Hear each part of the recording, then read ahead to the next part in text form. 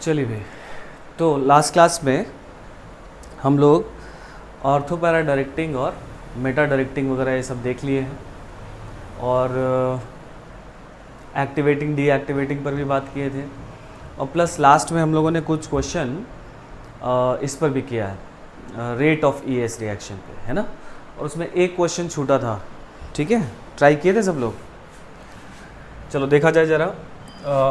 ऐसा क्वेश्चन था शायद कि भाई ये एक CH3 है, फिर एक में ऐसा था CH3 एक ऐसा था, दोनों आपस में मेटा पर थे, और एक था 3 CH3 लगे थे और तीनों आपस में मेटा पर थे, है ना। ABCD। तो देखो ये एक बढ़िया क्वेश्चन है, मज़ेदार क्वेश्चन है। इसमें एक पीछे का कॉन्सेप्ट भी हम लोग यहाँ पर थोड़ा सा देखेंगे, है ना। चलिए, तो ज़्यादातर लोग फंसे होंगे B और C में, है ना, क्योंकि देखो रेट ऑफ ईएस अपने को पता करना है तो हम लोग बेंजीन रिंग के अंदर इलेक्ट्रॉन डेंसिटी देखते हैं। तो ये तो क्लियरली दिखाई दे रहा है कि D के पास सबसे ज़्यादा इलेक्ट्रॉन डेंसिटी है और A के पास सबसे कम इलेक्ट्रॉन डेंसिटी है। इन दोनों के पास दो दो मिथाइल ग्रुप है, तो दोनों के पास 6 अल्फ़ा हाइड्रोजन्स की वजह से इलेक्ट्रॉन डेंसिटी इसमें बढ़ाएगा 6 अल्फ़ा हाइड्रोजन, और 6 अल्फ़ा हाइड्रोजन इसमें इलेक्ट्रॉन डेंसिटी बढ़ाएगा, ठीक है। तो देखो, तो answer will be something like this, D और लास्ट में A, यहाँ B और C भरा जाना है, ठीक है। ये बात तो समझ में आ रही है सबको। यहाँ पर 9 अल्फ़ा हाइड्रोजन है, अल्फ़ा हाइड्रोजन से बेंजीन रिंग में इलेक्ट्रॉन डेंसिटी बढ़ती है, ये बात श्योर है ना, ठीक है। तो अब देखो इसमें और इसमें, है ना, ऐसा कॉन्सेप्ट समझिए, इसको दो तरह से एक्सप्लेन किया जा सकता है, दो तरह से, है ना। लेकिन हम लोग दोनों देख लेंगे, चलो। लेकिन पहले अगर हम लोग एक मेथड से देखें दो तरह से एक्सप्लेनेशन है इसका, लेकिन जो ज़्यादा प्रॉपर एक्सप्लेनेशन है वो पहला ही है ना, जो हम लोग अभी डिस्कस कर रहे हैं। देखो ये 6 अल्फ़ा हाइड्रोजन है। जब यहाँ पर हाइपर कॉन्जुगेशन होगा तो नेगेटिव चार्ज यहाँ आएगा, फिर ये नेगेटिव चार्ज रेजोनेंस करके यहाँ आएगा, फिर ये नेगेटिव चार्ज रेजोनेंस करके यहाँ जाएगा, ठीक है। मतलब अगर इसका हाइपर कॉन्जुगेशन हो रहा है तो नेगेटिव चार्ज इन तीनों पोजीशंस पर जा रहे हैं, और जब इस पर भी देखो, इस वाले कार्बन पर भी जा रहा है जिस कार्बन पर मिथाइल ग्रुप जुड़ा हुआ है, ठीक है। अच्छा, तो मतलब जब इसका हाइपर कॉन्जुगेशन होगा तो यहाँ नेगेटिव चार्ज आ रहा है, ठीक है। तो इस नेगेटिव चार्ज की वजह से, है ना, अगर हम लोग देखें तो इसके हाइपर कॉन्जुगेशन में दिक्कत आ रही होगी, नहीं समझे बात, है ना। मतलब क्योंकि ये जब हाइपर कॉन्जुगेशन कर रहा है तो इस कार्बन पे नेगेटिव आ रहा है, और इस कार्बन पे जब नेगेटिव आएगा तब ये वाला जो कार्बन हाइड्रोजन बॉन्ड है, ये मिथाइल ग्रुप है, ये बेंजीन के साथ हाइपर कॉन्जुगेशन नहीं कर पाएगा, क्योंकि नेगेटिव चार्ज के साथ हाइपर कॉन्जुगेशन नहीं होता है। क्या भाई बोलो, ऐसा बात समझ में आ रहा है ना। जैसे एक क्वेश्चन अगर आप याद करो, है ना, जैसे भाई ये एक ऐसा था कि NH2 ग्रुप जो है ना, इसमें और इसमें,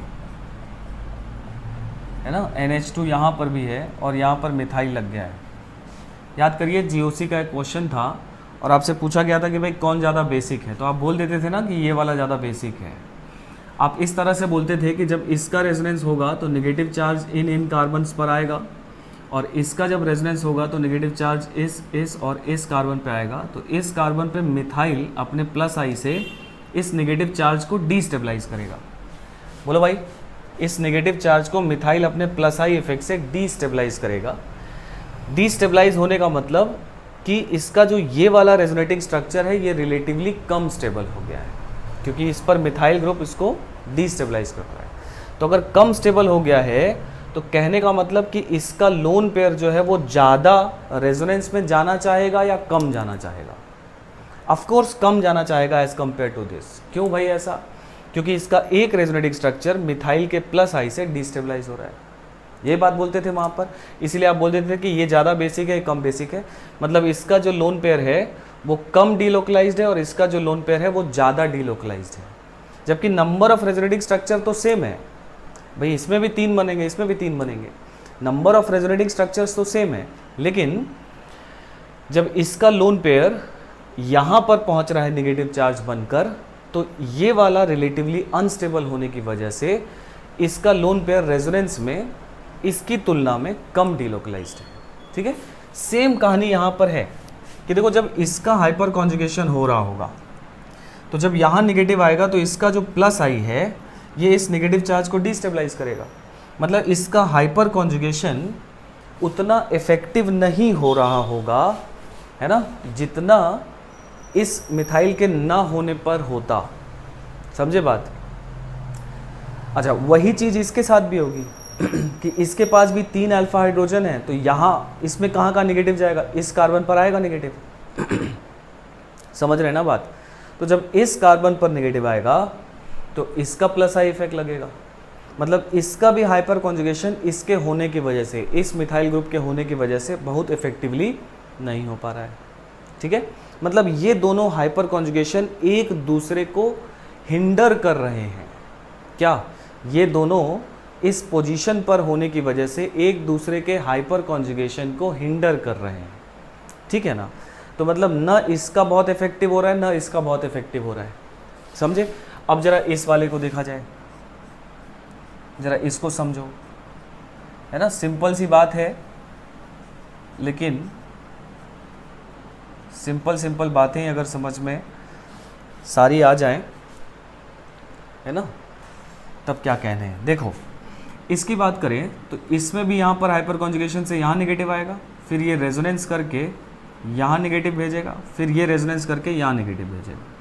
मतलब इसके हाइपर कॉन्जुगेशन से नेगेटिव चार्ज इधर, इधर और इधर आ रहा है।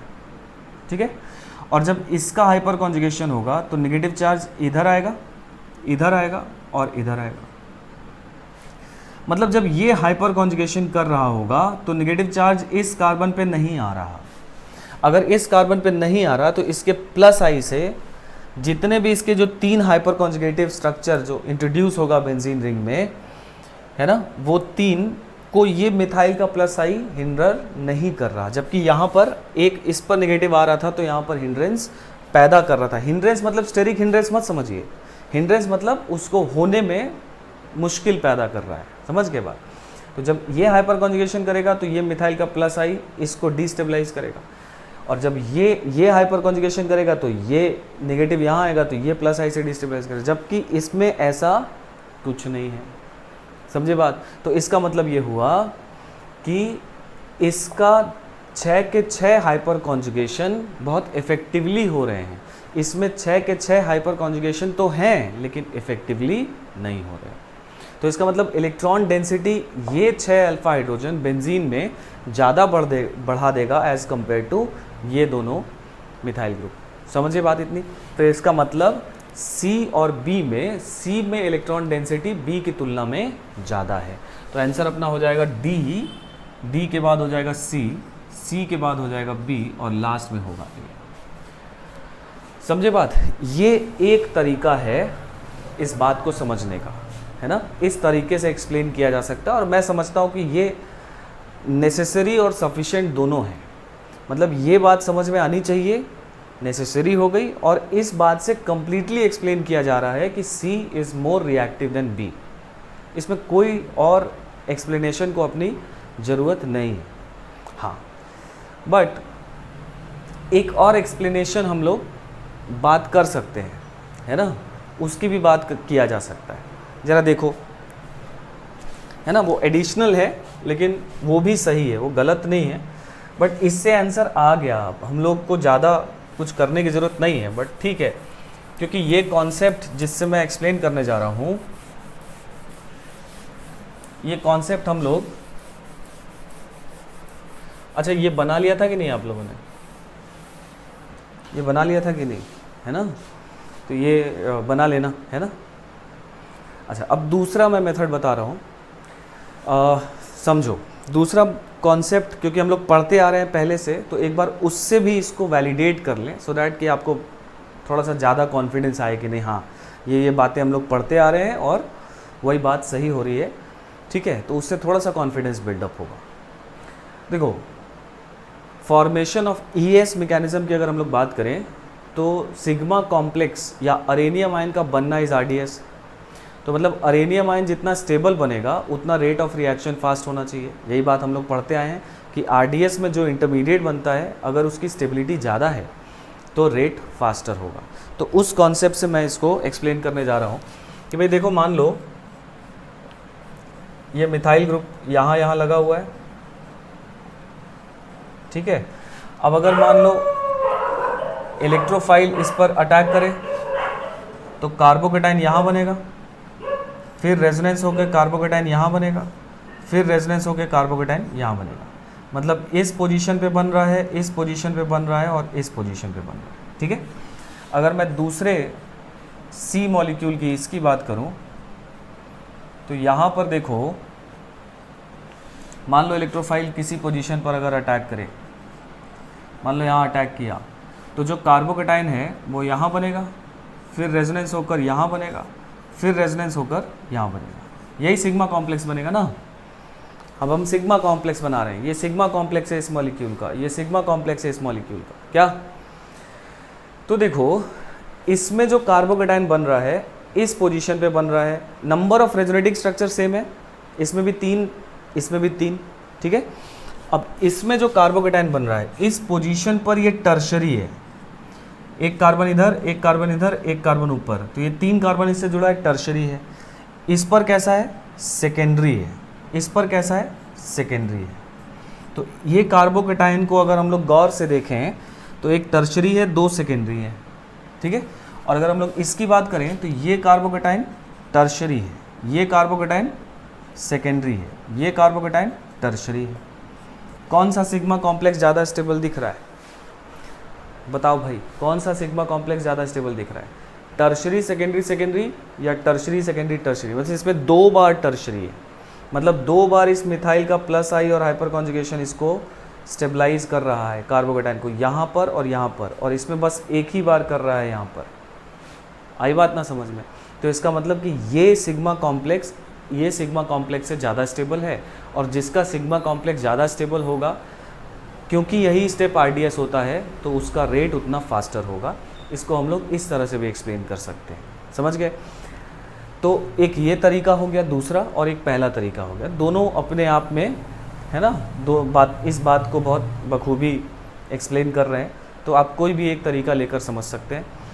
चूँकि हम लोग रेट ऑफ ईएस में बेंजीन रिंग के अंदर इलेक्ट्रॉन डेंसिटी के हिसाब से आज तक क्वेश्चन करते आए हैं। लास्ट क्लास में जितने भी क्वेश्चन किए हम लोग कहीं भी सिग्मा कॉम्प्लेक्स नहीं बनाए हैं, ठीक है? हम लोग हर जगह बेंजीन के अंदर इलेक्ट्रॉन डेंसिटी देखे आए हैं, उससे आंसर करते आए हैं। इसीलिए मेरा ऐसा सोचना है कि जो पहला वाला जो मेथड है उसमें हम इलेक्ट्रॉन डेंसिटी ही देखकर आंसर किए हैं, ठीक है? अलग से सिग्मा कॉम्प्लेक्स वाले कॉन्सेप्ट में क्यों जाएं इस क्वेश्चन के लिए? उसी कॉन्सेप्ट से ये एक्सप्लेन हो सकता है, ठीक है? चलो खैर, आपको जो समझ में आए आप उससे समझ सकते हैं, ठीक है? क्लियर हुई बात?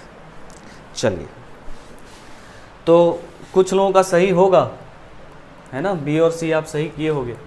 चलो, अब जल्दी से लिखो,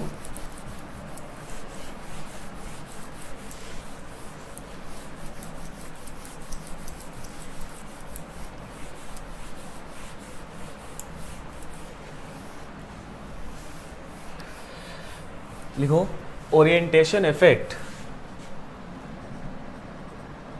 orientation effect in polysubstituted benzene.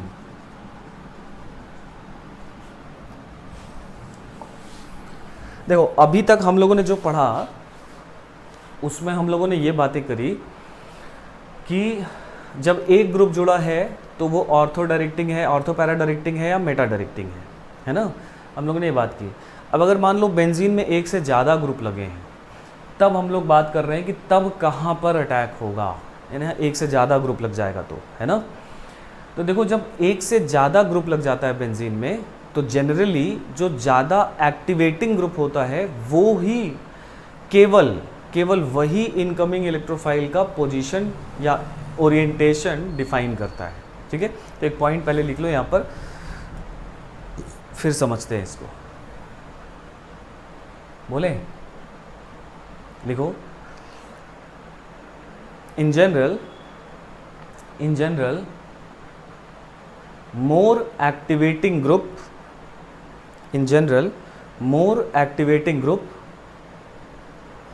decides the orientation of incoming electrophile. In general, more activating group decides the orientation of incoming electrophile. ठीक है, बस एक जगह ऐसा नहीं फॉलो होता, वो मैं बता दूंगा, नहीं तो आपको हर जगह क्या देखना है ना, जो ज़्यादा एक्टिवेटिंग ग्रुप है वही डिसाइड करेगा। ठीक है, तो अब जब ऐसा हो जाएगा तो आप कैसे क्वेश्चन करते हो ज़रा समझाएं। बहुत सिंपल बात है, देखो जैसे मान लो ये बेंजीन है, ये OCH3 यहाँ लग गया है और लेट अस से यहाँ पर CH3 लग गया है। ठीक है, तो अब इसमें पॉली सब्स्टिट्यूटेड हो गया, इसमें 2 सब्स्टिट्यूशन है, 2 से ज़्यादा भी हो सकता है, उसका भी केस लेंगे हम लोग आगे, पहले समझा जाए। तो इसमें अब इनकमिंग इलेक्ट्रोफाइल किस पोजीशन पर जाएगा, ये बात कैसे डिसाइड करेंगे। ठीक है, अब 2 ग्रुप या 3 ग्रुप या जो भी लगा रहेगा, कोई ऑर्थो पैरा डायरेक्टिंग होगा, कोई मेटा डायरेक्टिंग होगा, कोई कुछ होगा, कोई है ना। तो आपको अभी पॉली सब्स्टिट्यूटेड बेंजीन रिंग में आपको क्या करना है, आपको सिर्फ एक चीज़ करना है, आपको जितने भी ग्रुप लगे हैं उसमें आपको देख लेना है कि सबसे ज़्यादा एक्टिवेटिंग कौन है, आपको पहचान लेना है। अब जैसे एक मिथाइल ग्रुप है और एक ये ग्रुप है, तो ये मॉडरेटली एक्टिवेटिंग है और ये वीकली एक्टिवेटिंग है, यहाँ पर हाइपर कॉन्जुगेशन है, यहाँ पर रेजोनेंस है, इस वजह से ये ज़्यादा एक्टिवेटिंग है, ये कम एक्टिवेटिंग है। ठीक है, तो क्योंकि ये ज़्यादा एक्टिवेटिंग है तो अब बस ये डिसाइड कर लिया हम लोगों ने कि इसमें और इसमें ये ज़्यादा एक्टिवेटिंग है। तो अगर ये ज़्यादा एक्टिवेटिंग है तो अब सिर्फ और सिर्फ ये डिसाइड करेगा कि इनकमिंग इलेक्ट्रोफाइल कहाँ जाएगा। इसको भूल जाओ, ये है ही नहीं मॉलिक्यूल में, मतलब डिसाइडिंग फैक्टर अब ये नहीं रह गया। वंस आपने ये डिसाइड कर लिया कि दोनों में से ज़्यादा एक्टिवेटिंग कौन है, उसके बाद फिर दूसरा ग्रुप आपके लिए एग्जिस्ट ही नहीं करता है, उससे अब कोई फ़र्क नहीं पड़ेगा। ठीक है ना, ये नहीं कि सर इसके इधर होगा, ऑर्थो पैरा पे होगा तो सर इसके मेटा पे हो जाएगा, नहीं, वो सोचना ही नहीं है। ठीक है ना, तो देखो ये ज़्यादा एक्टिवेटिंग है, तो अब ये कैसा ग्रुप है, ये क्या ये ऑर्थो पैरा डायरेक्टिंग है, क्या ये मेटा डायरेक्टिंग है, तो ये ऑर्थो पैरा डायरेक्टिंग है, पता है अपने को। तो अगर ये ऑर्थो पैरा डायरेक्टिंग है, कैसे पता ये ऑर्थो पैरा डायरेक्टिंग है, कैसे डिसाइड करते हैं ऑर्थो पैरा डायरेक्टिंग है कि मेटा डायरेक्टिंग है। ठीक है, बार बार मैंने ये बात पूरा एक क्लास लिया है इस पे, है ना, इस पे गलती एकदम नहीं करोगे। कोई भी ग्रुप जो ग्रुप लगा है, अगर बनने वाले सिग्मा ऑर्थो पैरा पे अगर अटैक हो तो ऑर्थो या पैरा, पैरा तो यहाँ ब्लॉक्ड है, इन जनरल अगर बात करें तो ऑर्थो या पैरा पे जब अटैक हो तो ये अपने को मालूम है कि यहाँ प्लस चार्ज आता है इस वाले कार्बन पे, और अगर इस प्लस चार्ज को ये ग्रुप स्टेबलाइज कर दे तो ये ऑर्थो पैरा डायरेक्टिंग है, और डिस्टेबलाइज कर दे तो मेटा डायरेक्टिंग है। ठीक है, तो जब यहाँ प्लस आएगा तो ये बैक बॉन्डिंग से स्टेबलाइज करेगा, मतलब ये ऑर्थो पैरा डायरेक्टिंग है। तो अब क्योंकि ये ज़्यादा एक्टिवेटिंग है तो इनकमिंग इलेक्ट्रोफाइल को इसके ऑर्थो और पैरा पर आना चाहिए। समझ गए बात, पैरा तो ब्लॉक्ड है, यहाँ पे पहले से मिथाइल लगा है तो यहाँ तो नहीं आ सकता क्योंकि मिथाइल लगा हुआ है।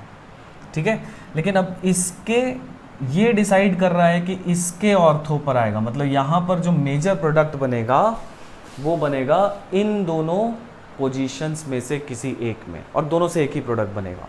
तो चाहे इस पर अटैक हो चाहे इस पर अटैक हो, प्रोडक्ट एक ही बनेगा, है ना। समझ में आई मेरी बात, क्या बोला मैंने, फिर से एक बार कंक्लूड किया जाए। जब भी पॉली सब्स्टिट्यूटेड बेंजीन रिंग देखो, सबसे ज़्यादा एक्टिवेटिंग ग्रुप पहचानो, जो सबसे ज़्यादा एक्टिवेटिंग होगा उसका जो डायरेक्टिंग नेचर होगा वही डिसाइड करने वाला है कि इनकमिंग इलेक्ट्रोफाइल कहाँ आएगा। ठीक है, तो यहाँ या यहाँ, ये तो ब्लॉक्ड है, यहाँ सोचेंगे नहीं। ठीक है, कर लोगे। अच्छा देखो, मान लो ऐसा होता OH और CHO, ठीक है। अगर मान लो ऐसा हो तो देखो इसमें ये ज़्यादा एक्टिवेटिंग है, ये तो डीएक्टिवेटिंग है, तो कौन डिसाइड करेगा? ये डिसाइड करेगा। ये कैसा ग्रुप होता है? ऑर्थो पैरा डायरेक्टिंग होता है कि मेटा होता है? ऑर्थो पैरा होता है। तो इस ग्रुप के ऑर्थो और पैरा पर अटैक होगा, समझ गए? मतलब ये ऑर्थो या पैरा पे, मतलब इस पर इलेक्ट्रोफाइल आ सकता है या इस पर आ सकता है या इस पर आ सकता है, समझे बात? हाँ। अब सर मेजर कौन सा होगा? इस पर आएगा, इस पर आएगा या इस पर आएगा, क्योंकि यहाँ पर तीनों से अलग प्रोडक्ट बनेंगे, है ना। यहाँ पर चाहे इस पर आता चाहे इस पर आता, एक ही प्रोडक्ट बनता है ना, एक ही बनता ना भाई। 1 पर ये, 2 पर ये, 4 पर ये। चाहे इधर भी आता तो 1 पर ये, 2 पर ये, 4 पर ये, है ना। आप IUPAC नेम लिखते तो 1 2 4 ही लिखते ना, तो वहाँ पर तो दोनों सेम है। लेकिन यहाँ पर अब तीनों पोजीशंस अलग अलग हो गई, तो अब आपसे पूछा जाए कि मेजर कौन सा होगा, ठीक है। तो अब देखो इसमें क्या होता है, इसमें मेजर जनरली, है ना। एक बात और मैं यहाँ पर कर दूँ तो समझो, जैसे मान लो अगर सिंपल ऐसा कुछ है, मान लो ऐसा मिथाइल है, इनकमिंग इलेक्ट्रोफाइल आ रहा है, तो ये ऑर्थो पैरा डायरेक्टिंग है, तो ऑर्थो पर और पैरा पर मतलब 2 प्रोडक्ट बनेंगे, है ना। जनरली की अगर मैं बात करूँ, जनरली पैरा इज मेजर, ठीक है। जनरली जो पैरा होता है वो मेजर होता है। क्यों ऐसा होता है? क्योंकि इलेक्ट्रोफाइल ऐसा तो नहीं कि इलेक्ट्रोफाइल एकदम छोटा सा मॉलिक्यूल होगा, इलेक्ट्रोफाइल भी बड़े मॉलिक्यूल हो सकते हैं, और ये लगा हुआ ग्रुप भी इन जनरल बड़ा ही होता है। केवल कुछ को हटा दो, जैसे OH बहुत छोटा है ना, NH2 बहुत छोटा है, नहीं तो बाकी तो कोई भी ग्रुप लगा है वो तो ठीक ठाक बड़ा होगा। तो इसके ठीक बगल पर एक बड़ा इलेक्ट्रोफाइल का अटैक होना, है ना, थोड़ा सा कम पॉसिबल है, क्योंकि ये ग्रुप भी ठीक ठाक बड़ा है, तो इसके बगल में अटैक होने में थोड़ा सा हिंड्रेंस आता है, तो इसकी वजह से यहाँ पर कोई हिंड्रेंस नहीं आता। तो इसीलिए जनरली मेजर कौन हो जाता है? पैरा। जनरली क्यों लिखा गया है? क्योंकि अगर मान लीजिए कहीं ऐसा ग्रुप है कि यहाँ पर तो हाइड्रोजन बॉन्डिंग नहीं हो सकती, लेकिन कहीं मान लीजिए OH वगैरह होता, तो हाइड्रोजन बॉन्डिंग का जहाँ पॉसिबिलिटी होता वहाँ पर ऑर्थो भी मेजर हो सकता है। जनरली कौन होता है? पैरा होता है, ठीक है। अगर आपको नहीं समझ में आ रहा है, हाइड्रोजन बॉन्डिंग नहीं दिख रहा है, तो आप पैरा बना दोगे, सही हो जाएगा, ठीक है। बहरहाल आपको ऑर्थो और पैरा में जनरली मेजर माइनर ज़्यादा नहीं पूछता है, सिर्फ पोजीशन पूछता है कि कहाँ पर अटैक होगा, ठीक है। क्योंकि ऑर्थो और पैरा पर मेजर और माइनर में बहुत सारे फैक्टर होते हैं। बहुत सारे फैक्टर मतलब इलेक्ट्रोफाइल कितना बड़ा है, ये लगा हुआ ग्रुप कितना बड़ा है, कहीं हाइड्रोजन बॉन्डिंग तो नहीं है, बहुत सारे फैक्टर्स होते हैं, ठीक है।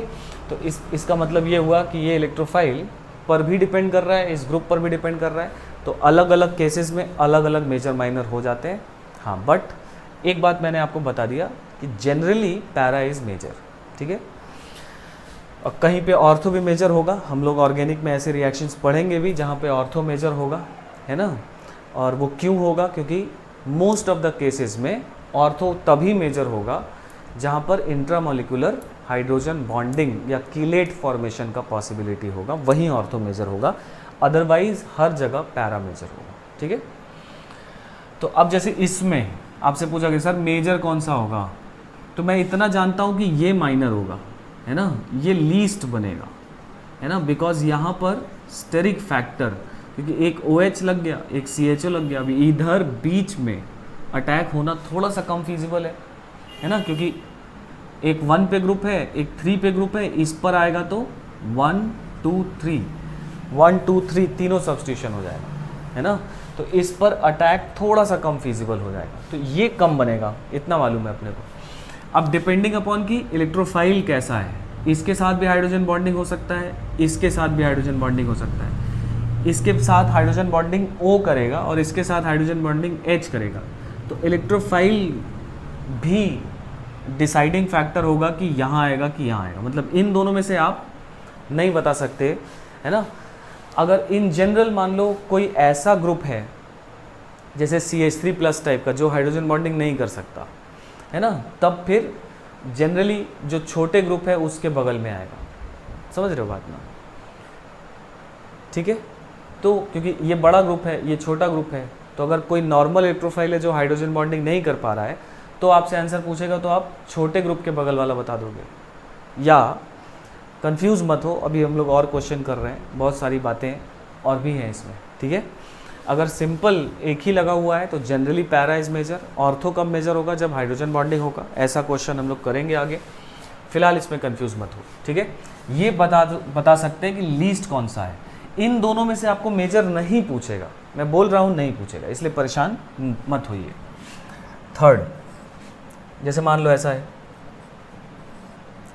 मान लीजिए यहाँ NO2 लगा दिया हम लोग और यहाँ पर मान लो हम लोगों ने OH लगा दिया, तो ये डीएक्टिवेटिंग है, ये एक्टिवेटिंग है, तो ये डिसाइड करेगा, तो इसके ऑर्थो पर आएगा, है ना। समझ में आ गई बात कैसे हो रहा है, ठीक है। चलो तो अब मैं कुछ क्वेश्चंस दे रहा हूँ आपको, है ना। सारे क्वेश्चंस पहले इसको नोट कर लीजिए, सारे क्वेश्चंस नोट करके सारे पॉसिबल पोजीशंस आपको बताने हैं, है ना। ये नहीं कि मेजर ही बता दिए, मैंने बताया कि भाई यहाँ या यहाँ हो सकता है, इसके ऑर्थो या पैरा पे, है ना। ज़्यादा से ज़्यादा आप ये बता देना कि लीस्ट कहाँ होगा, ये बता सकते हो, ठीक है। चलो जल्दी से नोट कर लो, क्लियर कर रहे हैं हम इसको।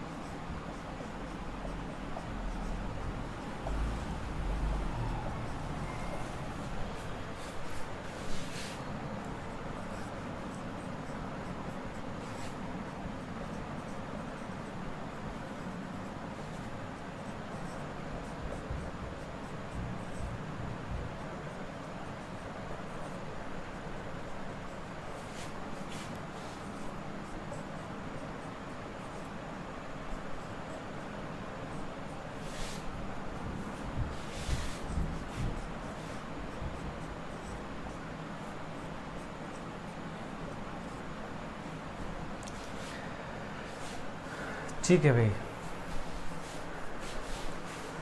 तो बता दीजिए फटाफट सब में पॉसिबल पोजीशंस ऑफ अटैक, ठीक है। पॉज कर लो वीडियो,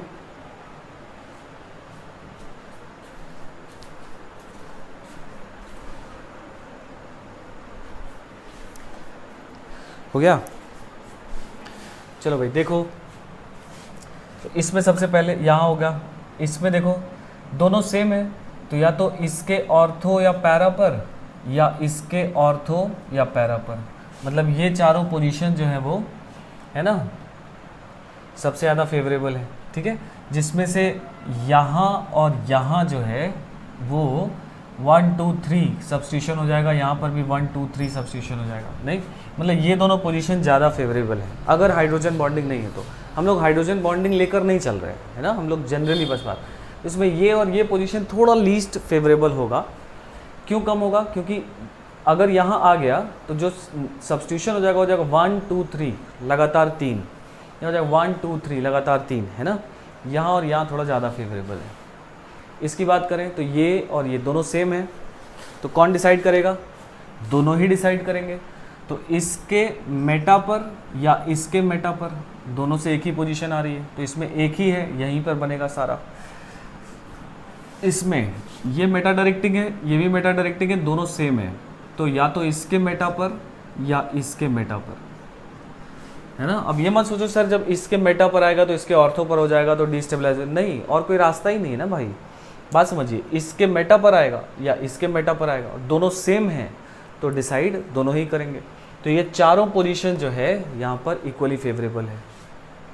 नहीं समझे बात, ठीक है ना। क्लियर है। इसमें देखो NH2 है और OH है, तो क्योंकि ये कम इलेक्ट्रोनेगेटिव है तो ये ज़्यादा एक्टिवेटिंग है OH की तुलना में, तो ये डिसाइड करेगा, तो इसके ऑर्थो पर आएगा। ठीक है, समझ गया ना, मैं बार बार वही काम कर रहा हूँ, बस मैं ये बता रहा हूँ कि दो ग्रुप में से जो ज़्यादा एक्टिवेटिंग होगा आप पहचानो और उसके हिसाब से आंसर कर दो, बस। अब ज़्यादा दिमाग इसमें मत लगाओ।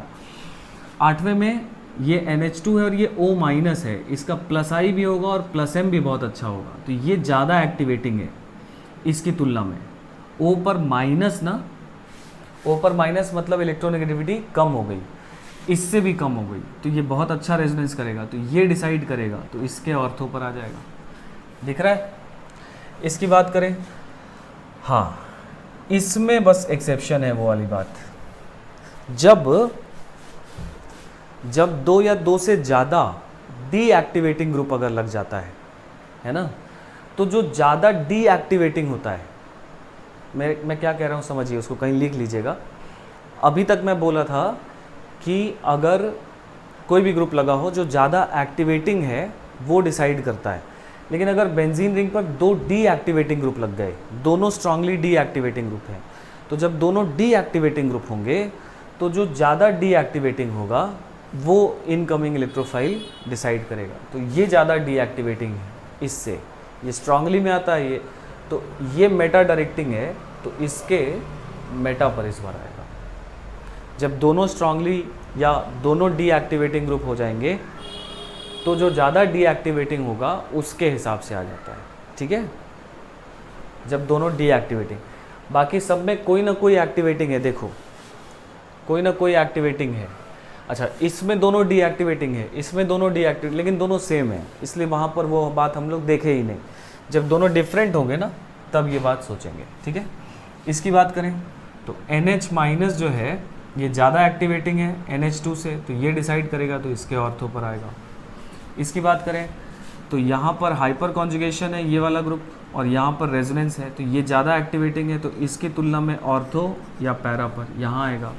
12th में अगर हम लोग बात करें तो ये डीएक्टिवेटिंग है और ये एक्टिवेटिंग ग्रुप है, तो ये डिसाइड करेगा, तो इसके ऑर्थो पर या पैरा पर मेजर आएगा।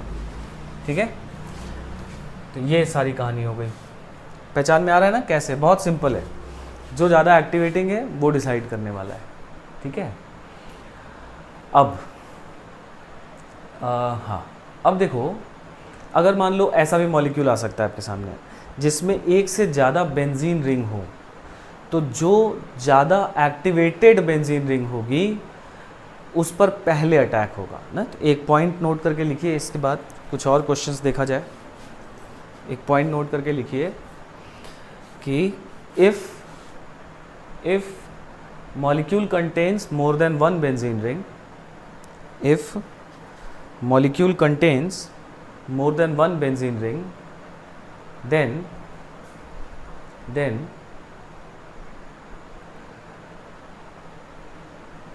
if molecule contains more than one benzene ring, then more activated benzene ring undergoes the reaction first.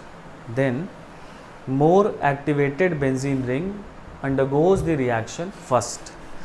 मतलब जो ज़्यादा एक्टिवेटेड बेंजीन रिंग होगा उस पे पहले रिएक्शन होगा। ठीक है, मतलब उसी पर आपको बता देना है। चलिए उसके भी कुछ क्वेश्चंस देख लिया जाए।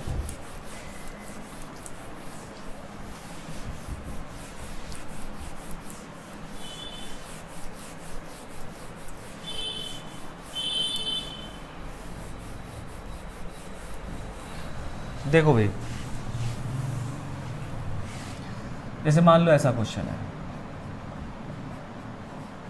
सेम क्वेश्चन है, आपको पोजीशन बताना है कि कहाँ पर अटैक होगा। जैसे मान लो ये है, तो भाई इधर वाला बेंजीन है वो रेजोनेंस से एक्टिवेटेड है और इधर वाला इस तरह के रेजोनेंस से डीएक्टिवेटेड है। तो ये वाला बेंजीन ज़्यादा एक्टिवेटेड है, ज़्यादा एक्टिवेटेड है मतलब टुवर्ड्स इलेक्ट्रोफाइल, क्योंकि इसमें इलेक्ट्रॉन डेंसिटी ज़्यादा है इस रेजोनेंस की वजह से। तो इसमें अगर आपको मेजर प्रोडक्ट या कहाँ ES होगा अगर इसमें बताना है तो इस बेंजीन पर पहले अटैक होगा और इसी बेंजीन पर आपको बताना है। तो देखो ये है, तो अब ये कैसा ग्रुप हो गया, इसके लिए ऑर्थो पैरा डायरेक्टिंग हो गया। तो इसके ऑर्थो या पैरा पर आएगा, जिसमें ये मेजर होगा, ये हम लोग कह सकते हैं। बोलो भाई, इसमें यहाँ पर हम लोग श्योर शॉर्ट बोल सकते हैं कि ये वाला पैरा वाला मेजर होगा। क्यों? क्योंकि इसके ये वाला जो ग्रुप है ना, इसको पूरा देखो तो बहुत बड़ा ग्रुप है, नहीं इस पर हो रहा है बेंजीन पर, ये पूरा ग्रुप हो गया, तो ये पूरा ग्रुप तो बड़ा ग्रुप हो गया। तो ऑर्थो पर अटैक इस बार सबसे ज़्यादा स्टेरिकली हिंडर्ड है, इसलिए इस बार यहाँ पे बोल सकते हो कि मेजर होगा।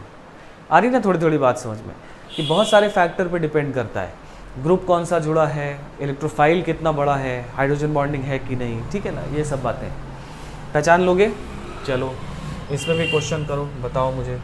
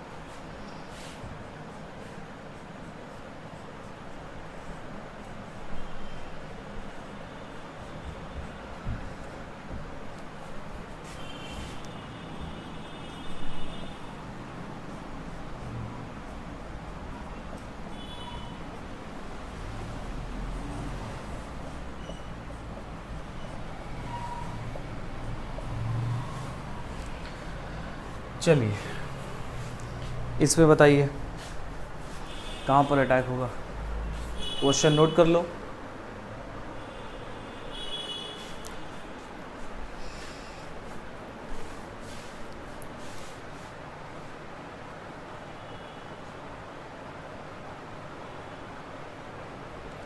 ठीक है, देखो तो इसमें इस बेंजीन के लिए ये एक्टिवेटिंग होता है और इसके लिए ये एक्टिवेटिंग होता है, लेकिन इस पर NO2 जुड़ा हुआ है, तो ये वाला कम एक्टिवेटेड है, ये वाला ज़्यादा एक्टिवेटेड है।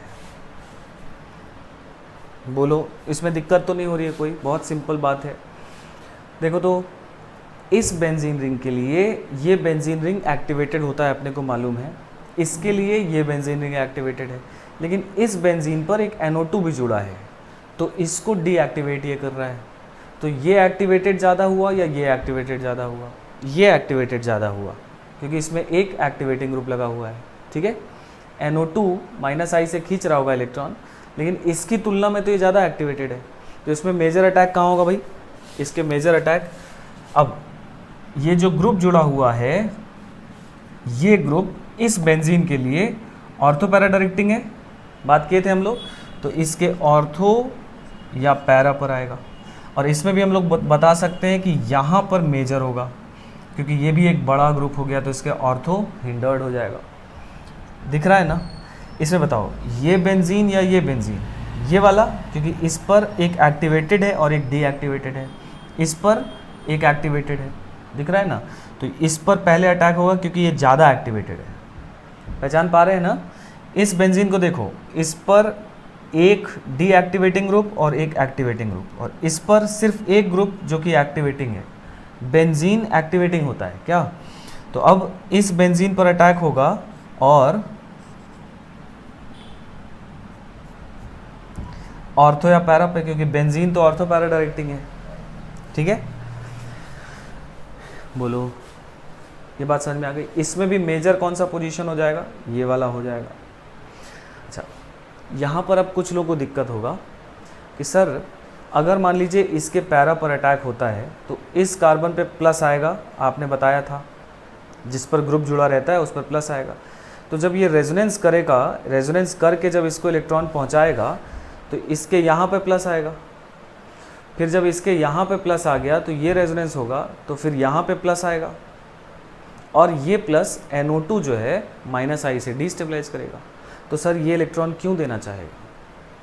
ठीक है, ऑफ कोर्स नहीं देना चाहेगा, कम देना चाहेगा, लेकिन अगर ये कम ही देता है, ये अनस्टेबल मैं कह रहा हूँ, अच्छी बात है, तो अनस्टेबल है इसलिए बहुत अच्छे से इलेक्ट्रॉन नहीं देगा, लेकिन ये सोचिए कि अगर ये ग्रुप नहीं होता तो इसका जो कार्बोकेटायन बनता इस वाले बेंजीन पर वो ज़्यादा स्टेबल होता, या ये ग्रुप होने के बाद जो कि थोड़ा ही सही बट रेजोनेंस तो कर दे रहा है ये ज़्यादा स्टेबल है। आया ना बात समझ में? तो ठीक है ये अनस्टेबल हो रहा है, लेकिन थोड़े एक्सटेंट में भी अगर दे देगा तो इसका सिग्मा कॉम्प्लेक्स जो नॉर्मली बनता उससे ज़्यादा स्टेबल होगा। केवल इसके सिग्मा कॉम्प्लेक्स की बात करनी है अपने को, ठीक है? पहले भी एग्जाम्पल कराए थे और आज भी सेम वही चीज़ है ना? इस पर कंफ्यूज नहीं होगे, सेम कॉन्सेप्ट है। थर्ड वाला देखो तो, इसमें यहाँ पर 2 अल्फा हाइड्रोजन है और यहाँ रेजोनेंस है, इसमें यहाँ रेजोनेंस है और यहाँ पर 2 अल्फा हाइड्रोजन है। क्योंकि नाइट्रोजन का रेजोनेंस ज़्यादा होता है, हाइपर कॉन्जुगेशन दोनों में बराबर है, इसलिए ये ज़्यादा एक्टिवेटेड बेंजीन रिंग है और इसमें 2 ग्रुप जुड़ा हुआ है, एक ये, तो ये ज़्यादा एक्टिवेटेड है, तो इसके हिसाब से ऑर्थो या पैरा, ठीक है ना? इसमें बात करो तो इसमें इसका प्लस एम है और इसमें माइनस एम है, तो ये बेंजीन रिंग ज़्यादा है, तो इसका ऑर्थो या पैरा, ठीक है? इसकी बात करो तो इसमें इस बेंजीन पर एक एक्टिवेटिंग ग्रुप है और इस बेंजीन पर 2 एक्टिवेटिंग ग्रुप है, OCH3 भी और बेंजीन भी, तो ये वाला बेंजीन ज़्यादा एक्टिवेटिंग हो गया, तो इसका मतलब इस पर अटैक होगा। और बेंजीन और OCH3 में ज़्यादा एक्टिवेटिंग कौन है? तो ये वाला ज़्यादा एक्टिवेटिंग है, तो इसके रिस्पेक्ट में ऑर्थो पर आएगा, ये मेजर प्रोडक्ट हो जाएगा, ठीक है? हाँ, इतना कहानी आया समझ में सबको, है ना? तो इतना मैं क्लियर कर रहा हूँ, इसका पोजीशन आप नोट कर लो और उसके बाद फिर ये 3 एग्जाम्पल अभी देखा जाए, ठीक है भाई?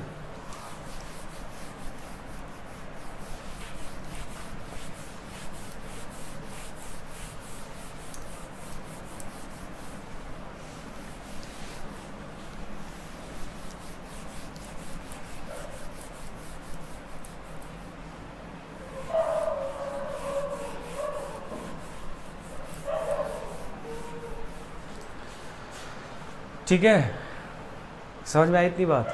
देखो ये तो एंथ्रासीन है और ये एडिशन ही दे देता है, और इसमें अटैक कहाँ होता था इलेक्ट्रोफाइल का? यहाँ होता था ना, याद है ना? ये बीच वाला रिंग ऐसा होता था, बोलिए। तो यहाँ अटैक होकर ये 1,4 एडिशन रिएक्शन दे देता था, तो उसमें पहला अटैक इलेक्ट्रोफाइल ही तो करता था और फिर इधर से न्यूक्लियोफाइल आता था, याद आ रहा है ये बात? तो यहाँ पर इन दोनों पोजीशंस पर ही अटैक होगा, बीच वाले रिंग पर। ये रिएक्शन हम लोग पहले भी कर रखे हैं, ठीक है? चलिए इसमें देखो 7th वाला, हाँ देखो इसमें डरना नहीं है, हम लोग को करना क्या है,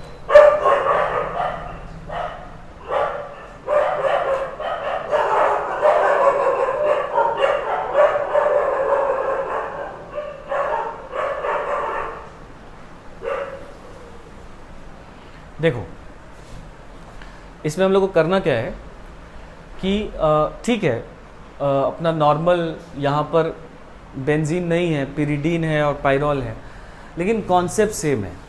इलेक्ट्रोफाइल का अटैक आप उस जगह पे कराएंगे जिस जगह पे ज़्यादा स्टेबल इंटरमीडिएट बने, ज़्यादा स्टेबल कार्बोकेटाइन बने, सिग्मा कॉम्प्लेक्स स्ट्रॉन्गर बने। तो इसमें अटैक करा के देखा जाए, मान लिया कि चलो इसके ऑर्थो पर अगर अटैक करा दें इलेक्ट्रोफाइल का, अगर आप इसके ऑर्थो पर अटैक कराओगे तो ये बॉन्ड इधर टूटेगा, नाइट्रोजन पर आ जाएगा plus charge, positive charge species इस पर अटैक कर रहा है तो नाइट्रोजन पे प्लस चार्ज आएगा, तो नाइट्रोजन पे plus charge with incomplete octet, यहाँ पे इलेक्ट्रोफाइल का अटैक पॉसिबल नहीं है, तो मतलब ये पोजीशन नहीं हो गई। ऐसे देख लोगे, इस पर देखो, मान लो इस ऑर्थो पर अटैक हो इस नाइट्रोजन के कंपैरिजन में, तो ये बॉन्ड इधर टूटेगा, यहाँ प्लस आएगा, फिर रेजोनेंस होकर यहाँ प्लस आएगा, फिर ये वाला रेजोनेंस होकर फिर नाइट्रोजन पे प्लस आ जाएगा, मतलब यहाँ पर भी अटैक नहीं पॉसिबल है। दिख रहा है ना? चलो मेटा पर देख लिया जाए, अगर मान लो यहाँ अटैक हो इलेक्ट्रोफाइल का, ठीक है, तो ये बॉन्ड इधर टूटेगा, यहाँ प्लस आएगा, फिर ये रेजोनेंस होकर यहाँ प्लस आएगा, फिर ये रेजोनेंस होकर यहाँ प्लस आएगा, मतलब इस नाइट्रोजन पे प्लस नहीं आ रहा जो कि ऑर्थो पर आ रहा था, ठीक है। और पैरा पर भी अगर अटैक आप सोचते तो यहाँ प्लस आता, फिर रेजोनेंस होकर फिर यहाँ आता, दिख रहा है ना। तो मतलब ऑर्थो और पैरा पर अटैक नहीं होगा, कहाँ अटैक होगा, मेटा पे। तो इसमें जो मेजर पोजीशन हो गई वो मेटा वाली हो गई, ठीक है। वैसे ही इसको देख लो जल्दी से, बताओ तो।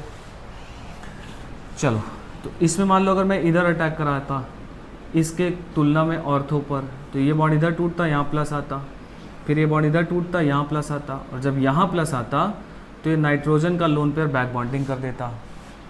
मतलब इस प्लस चार्ज को हाईली स्टेबलाइज कर देता। अगर आपको ऐसे ही डायग्राम में बनाने में दिक्कत हो रही है तो आप क्या करिए, आप इसको अलग से क्या करेंगे, है ना, आप रेजोनेटिंग स्ट्रक्चर ड्रॉ करके देखिए। तो मतलब ये पोजीशन हाईली स्टेबलाइज हो रही है, यहाँ प्लस आ रहा है और यहाँ प्लस आ रहा है, और बाद में ये रेजोनेंस करके उसको स्टेबलाइज कर दे रहा है, ठीक है। तो मतलब यहाँ और यहाँ, बोलो भाई ये मेजर होगा। अब इसमें कुछ लोग को डाउट होगा कि सर अगर यहाँ अटैक करा दें तो ये बॉन्ड यहाँ टूट जाएगा, यहाँ प्लस आ जाएगा, और ये सीधा बैक बॉन्डिंग कर रहा है। तो सर यहाँ पर अटैक होना चाहिए ना, यहाँ पे क्यों हो रहा है, जरा आप देखो ध्यान से।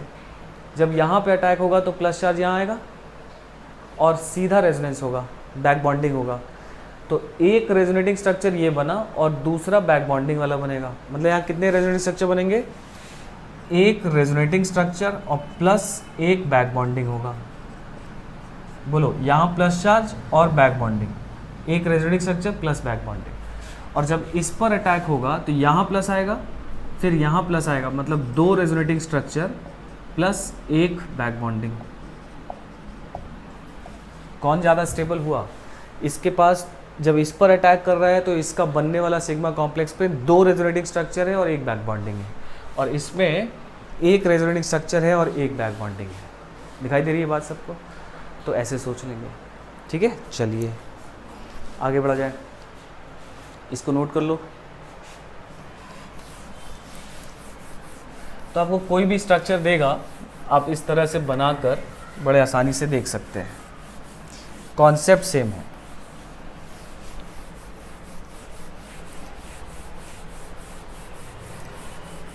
चल,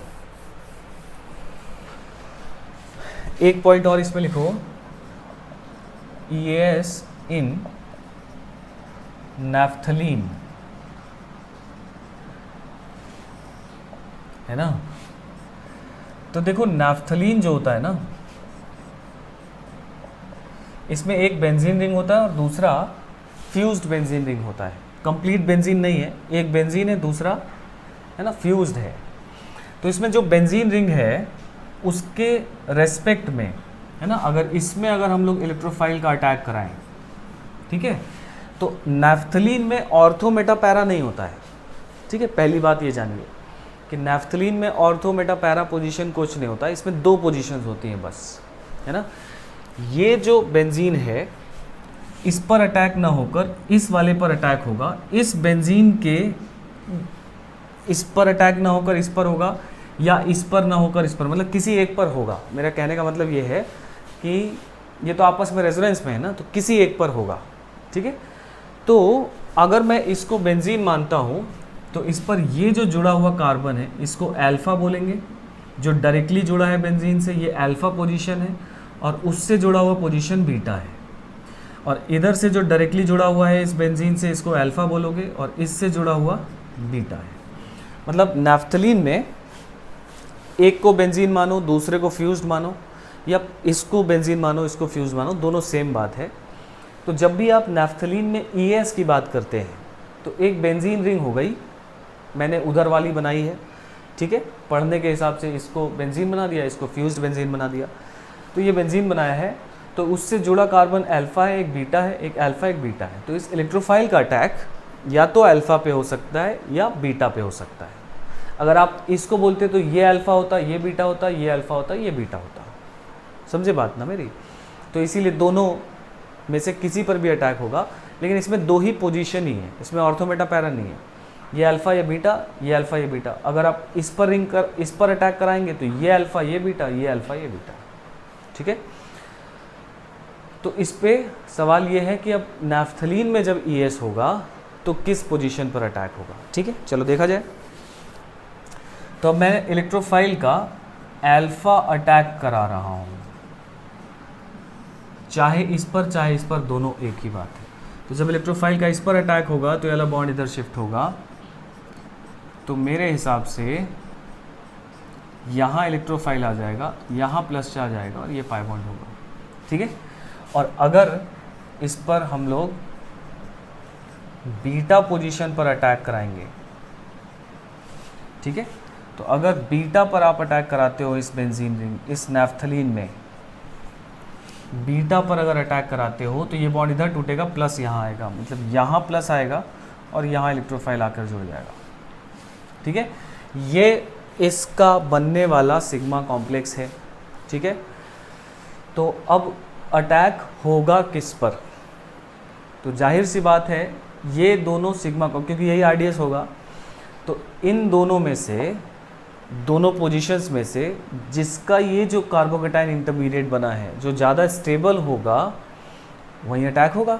अगर ये वाला ज़्यादा स्टेबल होगा तो इस पर अटैक होगा, अल्फा पर अटैक होगा। अगर ये ज़्यादा स्टेबल होगा तो बीटा पर अटैक होगा। ठीक है, तो अब आपको यहाँ पर मुझे बताना है कि क्या ये ज़्यादा स्टेबल है या ये ज़्यादा स्टेबल है। अब ये बात कैसे बताएंगे सर, दोनों ही अच्छे लग रहे हैं, दोनों स्टेबल लग रहे हैं, ऐसे नहीं बताएंगे। Total number of resonating structure बना के देखेंगे इसमें कि इस कार्बोकेटाइन का टोटल कितना रेजोनेटिंग स्ट्रक्चर बनेगा और इस कार्बोकेटाइन का कितना बनेगा। समझ में आई ना बात। तो है ना, हम लोग यहाँ पर देख लिया जाए। ठीक है, तो एक मैं बना रहा हूँ और दूसरा उसी तरह से समझिएगा। तो इसका अगर हम लोग total number of resonating structure बनाएं, है ना, ये आपके लिए होमवर्क में होगा, ये वाला ये होमवर्क में होगा, इसको मैं बना के बता दे रहा हूँ। ठीक है, पहले इतना नोट कर दो। ठीक है, नैफ्थलीन में एक बेंजीन, दो फ्यूज्ड बेंजीन है, तो एक को अगर बेंजीन मानते हैं तो इस वाले रिंग पर दो पोजीशन अल्फ़ा बीटा, अगर इसको बेंजीन मानते हैं तो ये अल्फ़ा बीटा, मतलब अल्फ़ा या बीटा दो ही पोजीशंस होती हैं नैफ्थलीन में। ऑर्थो मेटा पैरा नहीं सोचेंगे। ठीक है, चलो इसका मैं total number of resonating structure बना के देखता हूँ और इसका आप बनाएंगे। क्लियर कर रहे हैं इसको हम।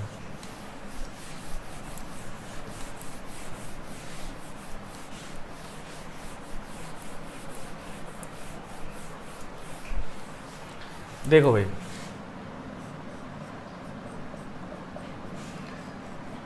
ऑफलाइन में ये चीज़ें क्लास में हो जाती थी बड़े आसानी से, है ना। तो ये अल्फा अटैक का एक रेजोनेटिंग स्ट्रक्चर ये खुद है। एक बार यहाँ से पाई बॉन्ड ऐसे आ जाएगा, यहाँ आ जाएगा, ये इलेक्ट्रोफाइल है, यहाँ प्लस आ जाएगा, फिर ये रेजोनेंस होगा।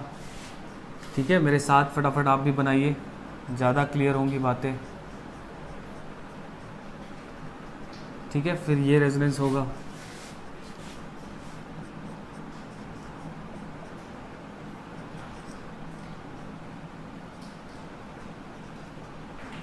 फिर ये रेजोनेंस होगा,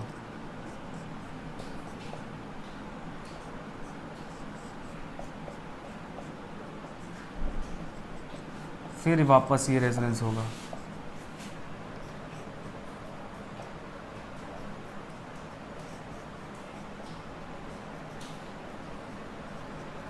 और फिर एक रेजोनेंस ऐसा होता दिखाई दे रहा है।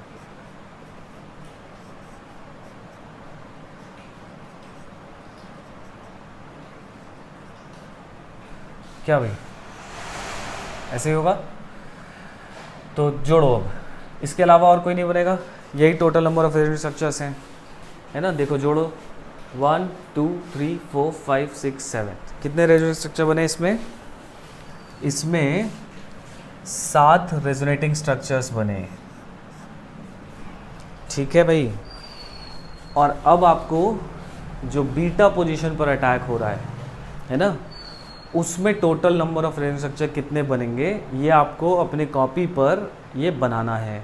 ठीक है, और मैं बता दे रहा हूँ आपको कितना बनेगा। जीओसी का क्वेश्चन है ये, है ना, फोस्टर में क्वेश्चन भी था आपके, डायरेक्ट आईटी में भी ऐसा पूछा जा सकता है, और एप्लीकेशन आपके सामने है कि अल्फ़ा पर ईएस होगा कि बीटा पर ईएस होगा।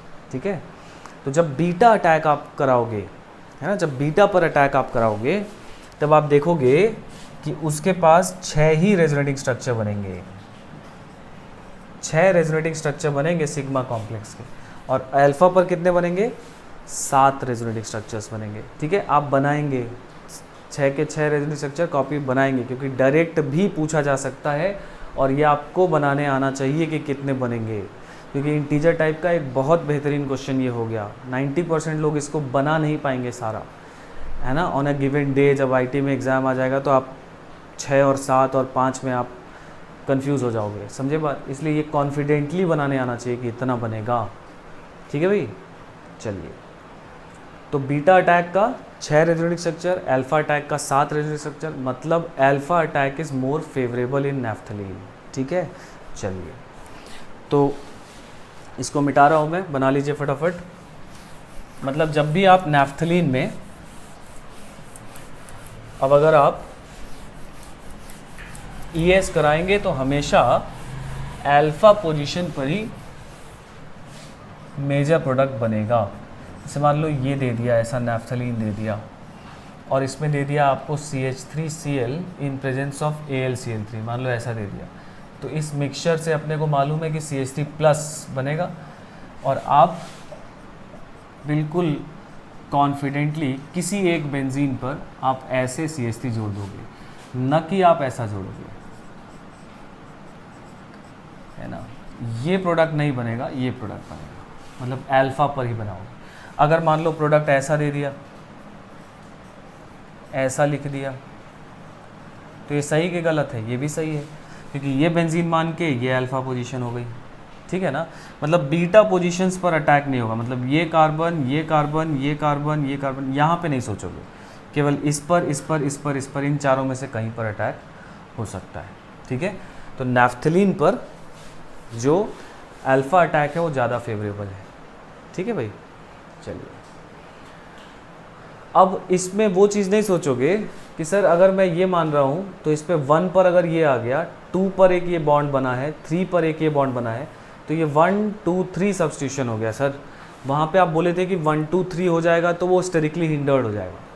यहाँ पर सर क्यों नहीं हो रहा, यहाँ पर होना चाहिए, है ना। वहाँ पर इलेक्ट्रॉनिक फैक्टर से, इलेक्ट्रॉनिक फैक्टर मतलब स्टेबिलिटी वाइज, सिग्मा कॉम्प्लेक्स की स्टेबिलिटी वाइज सारे पोजीशन सेम थे, same number of resonating structures बन रहे थे, लेकिन यहाँ पर इस अटैक पर रेजोनेटिंग स्ट्रक्चर ही कम है। स्टेरिक फैक्टर हमेशा इलेक्ट्रॉनिक फैक्टर के बाद, क्योंकि इसका जो सिग्मा कॉम्प्लेक्स है वही ज़्यादा स्टेबल है, इसलिए यहीं पर ही होगा एज कंपेयर टू दिस। जब इक्वल पॉसिबिलिटी होती है 2-3 जगह, तब हम लोग स्टेरिक फैक्टर देखते हैं। ठीक है, इक्वल नहीं है तो आप ज़्यादा स्टेबल जहाँ सिग्मा कॉम्प्लेक्स बनेगा उस पर अटैक कराओगे। देखो, तो आज की जो क्लास है, कहाँ अटैक होगा, क्या होगा, है ना, ये थोड़ा सा मतलब आगे चल के दिक्कत देता है। ठीक है, तो इसको बढ़िया से रिवाइज़ कीजिए और डाउट में पूछिए जो भी दिक्कत हो रही है ना। अगर दिक्कत हो, वैसे होना नहीं चाहिए, आप अगर सारी बात बढ़िया से लिखे हैं और उसको बढ़िया से अगर आप दिमाग में फीड कर लिए हैं, और तब फिर से एक बार क्वेश्चन, जितना क्वेश्चन मैंने आज कराया है वो सारा क्वेश्चन आप एक बार फिर से अपने हिसाब से, अपने मतलब वो बात जो मैंने बोली है कॉन्सेप्ट वाइज, उसको आप अच्छी तरह से पहले अपने अंदर, है ना, एब्जॉर्ब कर लीजिए। उसके बाद सेम क्वेश्चंस को फिर से एक बार लगाइए, तो थोड़ा ज़्यादा कॉन्फिडेंस आएगा। और तब भी कोई दिक्कत अगर रह जाती है तो इसको डाउट में ज़रूर पूछिए, क्योंकि ये सब क्वेश्चंस आने वाले क्वेश्चंस हैं और छोटे छोटे कॉन्सेप्ट्स हैं, है ना। ये सब आता है तो आगे क्या ऑर्गेनिक जो है थोड़ा ज़्यादा कॉन्फिडेंस रहता है। ठीक है, चलिए भाई, तो आज यहीं कंक्लूड करते हैं। नमस्कार।